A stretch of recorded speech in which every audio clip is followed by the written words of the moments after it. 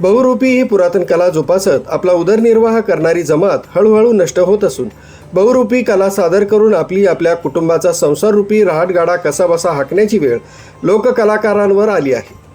भीमराज गंगाराम बाबर, गाव सुरेशनगर, तालुका नेवासा, जिल्हा अहिल्यानगर यांनी आपली व्यथा न्यूज 7 मराठीकडे मांडली।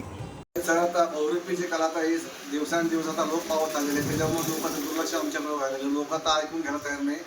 आताच्या जमान्यामध्ये भरपूर लोकांची सेवा झालेली, ऑनलाईन सगळं झालेलं आहे, त्याच्यामुळे आमच्याकडे बघण्याचा दृष्टिकोन जरा वेगळा झाला लोकांचा। कशी आता ही लोक कलाही पावत चालली, पण तरी पण आमचं वय झालं 52 वर्षाचं, तरी पण आम्ही ही कला जिवंत ठेवली।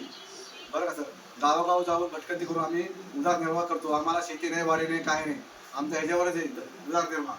जे अनाचं हातावर पानावर खायचं, मिंचाचं बेड पाठीवर येईल।